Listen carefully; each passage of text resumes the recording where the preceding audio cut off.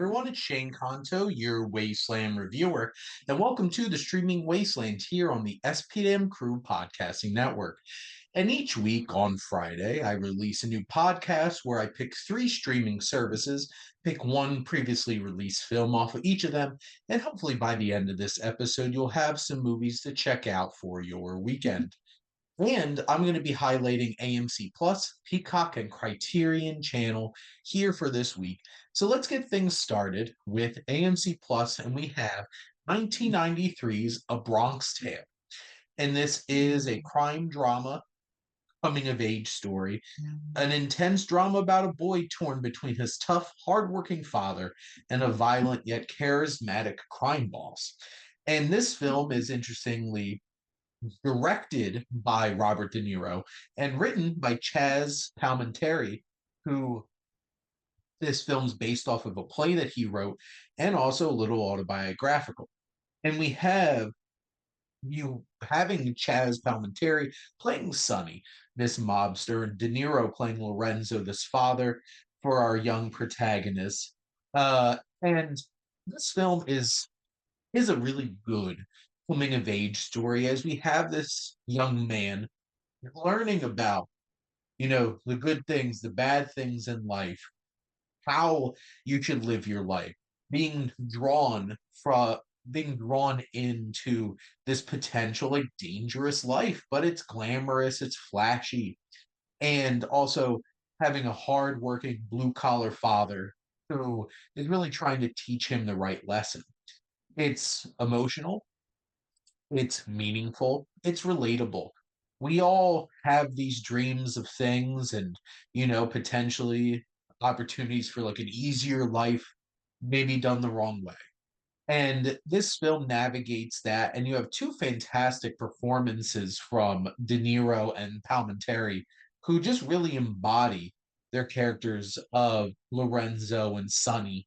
You even have a really great like cameo from Joe Pesci towards the end of the film as well. Obviously, De Niro bringing in his pal. But you do have this story of this young man, and it tells a good story. And, him falling in love with a young black woman and what that could potentially mean in his own community. This film is very Italian American. And I appreciate that. I think it feels very authentic. It feels very true. It's well shot, it's well put together. This isn't like De Niro is not Scorsese when it comes to filmmaking, not Coppola, but I think he does a really fine job pulling this film together and telling a really good story. And a side note, I got to see the stage musical version of this as well and really enjoyed it. It tells a good story and it does it in a well put together way. It's told in an effective and impactful way with a lot of talented people behind it. It's a good little film and certainly worth a watch. But of course, that's why you're here. Then we're going to head over to Peacock and we're going to turn the clock back a couple of decades to the 1970s. And this one also dealing with crime, but in a much more visceral, aggressive, and impactful action facing kind of way. And that's 1976's Assault on Precinct 13. And if I could just keep recommending John Carpenter films to you, I'm gonna. And that's exactly what I'm doing now. This is written and directed by John Carpenter. This B action thriller is a very visceral, very impactful film that tells the story of a highway patrol officer, two criminals, and a station secretary defend a defunct Los Angeles precinct office against a siege by a bloodthirsty street gang.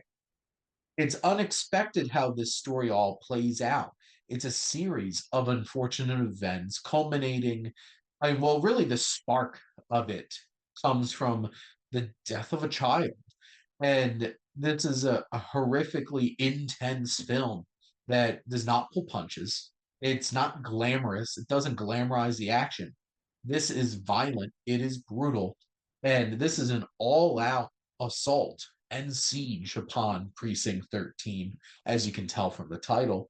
And you have some interesting characters, whether you have the police officers or the criminals that team up together and have to defend this place.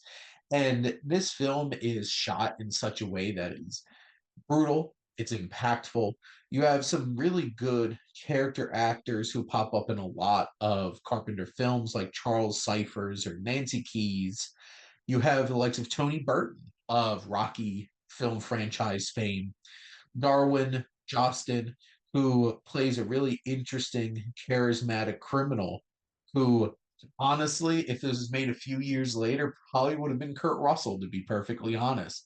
But, you have this really good, strong cast that pulls this together with Austin Stoker, who kind of leading the way as well. This film really ties things together. It has some things to say about police and criminality, but when it really comes down to it, this is an all out thrill ride from start to finish. It's lean. This is 91 minutes. It gets into the action. It's brutal. It's bloody. Like I said, this does not pull punches. This does not glamorize. This just shows you this is the potential when violence overcomes and causes all out mayhem. And this film really captures that in a raw, intensive way. I've never seen the remake with Lawrence Fishburne and like Ethan Hawke, but maybe someday. But you should definitely check out the original.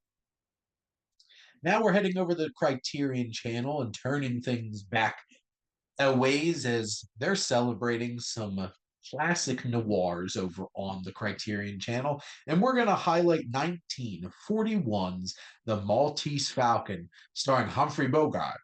And this film, a San Francisco private detective, Sham Spade, takes on a case that involves him with three eccentric criminals, a gorgeous liar, and their quest for a priceless statuette, with the stakes rising after his partner is murdered. And this is from legendary filmmaker John Huston, who has made such films as The Treasure of the Sierra Madre, made films like African Queen. Obviously, he had a really strong relationship with Humphrey Bogart. But Humphrey Bogart, Bogey, he was one of the biggest stars of his era, and he is so fantastic as this hard-boiled private detective, which honestly, most hard-boiled private detectives are probably based off of a Sam Spade. And he plays this game of a film that, to be honest, there's not a lot of action in this film. There's a lot of talking, a lot of tension, and a lot of being in a room, not knowing if you're going to get out of that room alive. And that's what's so compelling and engaging and thrilling about this experience with the Maltese Falcon. It's shot in crisp, beautiful black and white. John Huston, extremely talented filmmaker who maximizes these claustrophobic small spaces. And you just have a whole great cast of character actors and some strong performances from Mary Astor or Gladys George. You have the likes of Peter Lorre, one of the most famous character actors of his generation. You have Sidney Greenstreet as Casper Gutman, who honestly is really you- who the Kingpin and Marvel Comics is really based off of. Sidney Greenstreet, this larger than life human, this more rotund figure, just standing there, and Elijah Cook Jr., who's this very intense and dangerous hired gun. You even have one of my new favorite character actors, Ward Bond, as detective in this film.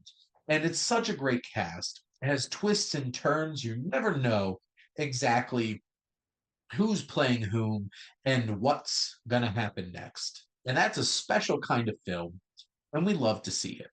You have such an engaging and enthralling lead in Humphrey Bogart, who just really sells this tough guy role and just grabs you, pulls you in, and doesn't let you go. All the way up to some our iconic climax with some iconic dialogue, some of the best lines in film. This is such a classic film. This is a pitch perfect example of what noir can do. Hard boiled investigators and femme fatales and, you know, MacGuffins all around, like this statue. But those are my recommendations for this week on the streaming wasteland. Let's recap. So we're heading over to AMC Plus to 1993 and checking out A Bronx Tale. Then Peacock has 1976's Assault on Precinct 13. And finally, over on the Criterion channel, we have 1941's The Maltese Falcon. But those are my picks. Make sure to like, comment, and share on this episode. What are some of your favorite noirs or gangster films or, all out and out B action movies from the 1970s? A lot of great prompts there.